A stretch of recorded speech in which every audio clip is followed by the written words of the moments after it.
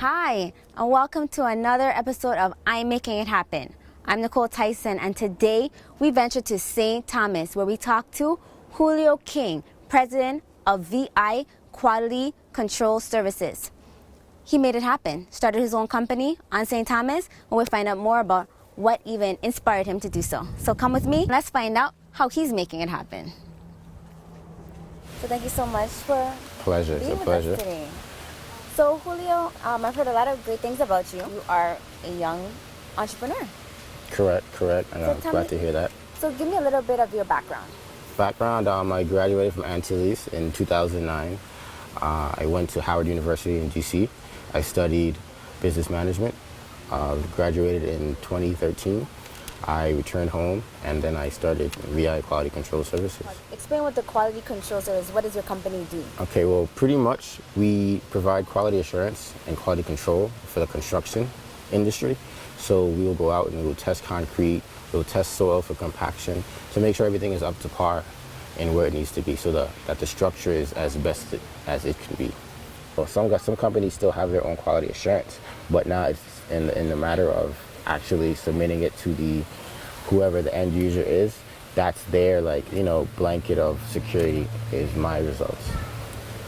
Oh, interesting. Yeah, it's a little different. So What kind of people do you employ? now a total of 2 employees on salary and 1 that's a little on and off. He's more of a driver because I also do a little bit of trucking as well. Okay. So I have about a total of 3 employees. Okay. Yeah, 2 technicians who do the testing. They have certifications as well, and I have another driver who just deals with trucking. Have you experienced any difficulties or setbacks? I'd say my biggest one would be my age.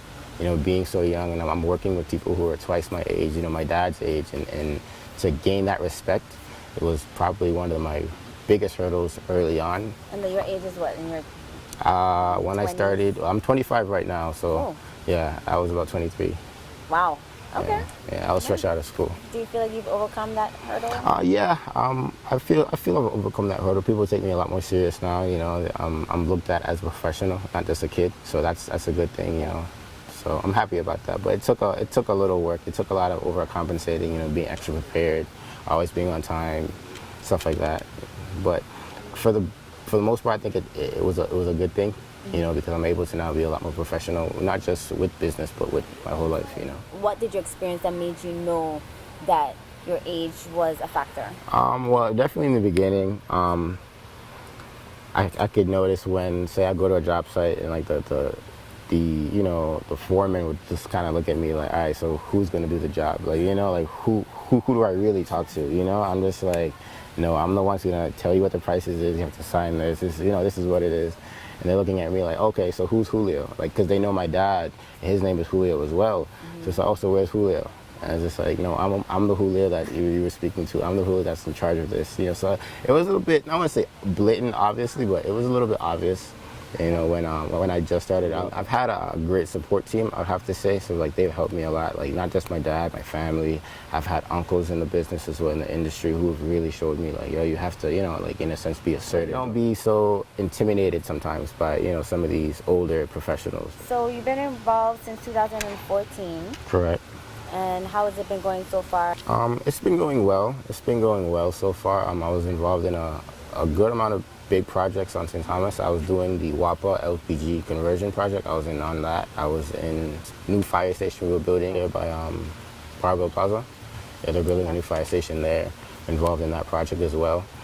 Port Authority actually had a project in St. John I was working on. They were doing a cargo apron over by the barge dock. I do work for companies who do work for government agencies. For example, Public Works. I work under Public Works through their contractor.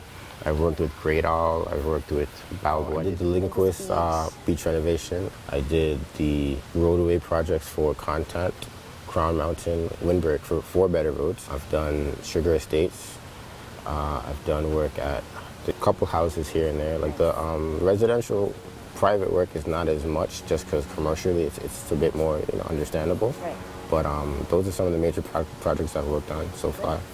So how did you get involved in that? You have a business administration background, so... Yeah, well, pretty much I've always been familiar with the construction industry because of my dad. He's an architect and he's a contractor as well. So I've always been around construction since I, growing up.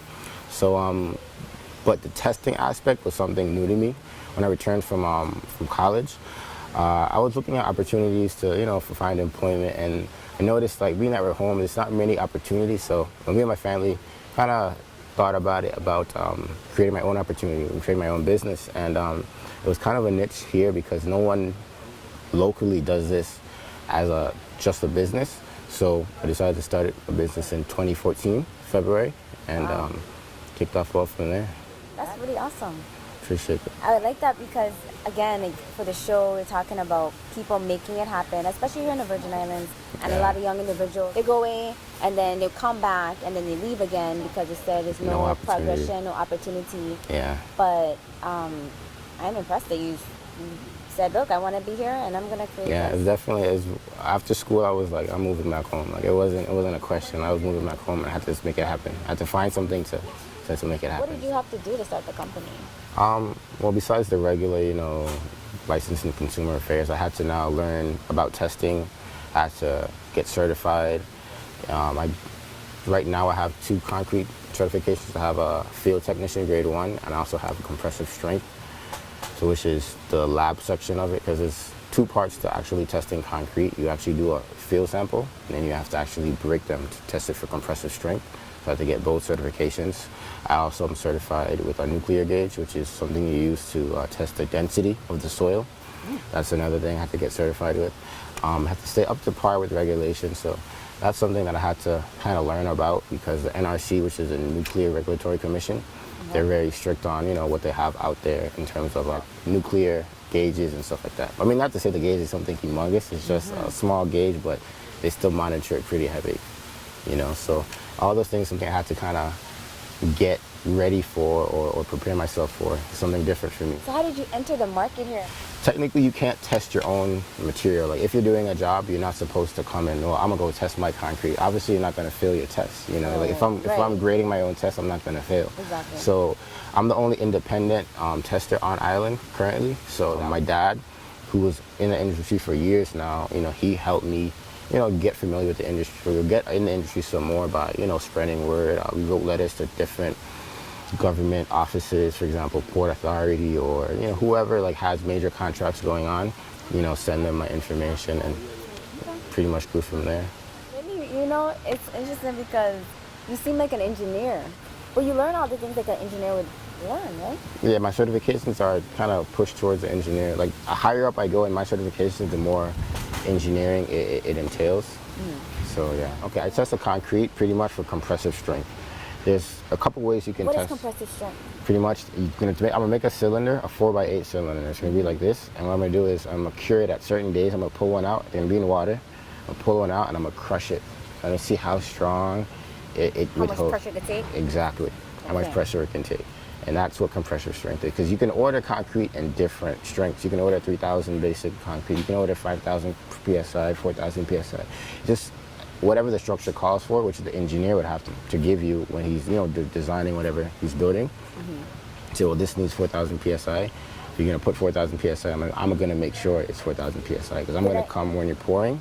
I'm gonna take a small sample and I'm gonna break them at certain times to make sure it's not only 4,000, but it's growing correctly.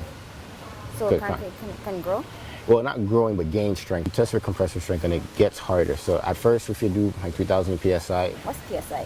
Pounds per square inch. Okay. It might only, first 3 days, it might only reach to about, 1,000, 1,500 PSI. But by that 28th day, it should be at 3,000 PSI. It at least has to reach that 3,000 in 28 days, or else you might have to break up the concrete or re-engineer something else. So you go out and you test the concrete that we have on the roads? Wherever you're, yeah. Whenever they're pouring it, you go out there and you test it. Correct. So it's amazing. We have a young entrepreneur, not just a young entrepreneur, but progressive, forward thinker, who has found a niche and created his own opportunity here in the Virgin Islands, more specifically St. Thomas. St. Thomas, exactly. And so do you do any work on St. Croix, or is it just mainly St. Thomas? Mainly St. Thomas. I was looking to get into some work in St. Croix, but I think I might just focus on St. Thomas for right now. Tell me, or tell us. there's other young individuals, a lot of people, they want to come back. What do you say to somebody that's interested in coming back, one? And two, what do you say in regards to pursuing a dream, their dream, or starting a business? Definitely, it takes a lot of hard work, but it's something I enjoy. Something I'm able to be proud of. But definitely go after it. Create your own opportunity. That's one thing I had to do when I came home. Create your own opportunity and do something you love. Work hard, and I think it'll work out from there. So yeah, this is like really cool interview. I'm so appreciative of your No time, problem, no Julio. problem.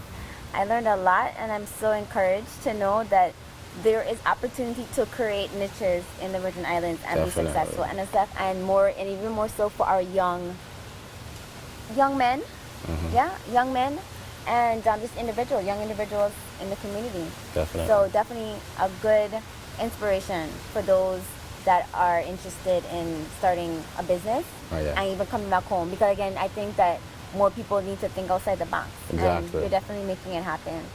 So we want to thank you so much for being No with problem. us. Thank you. And definitely thank you for watching as always. I'm Nicole Tyson, and always look forward to the next I'm Making It Happen interview. We post every Wednesday.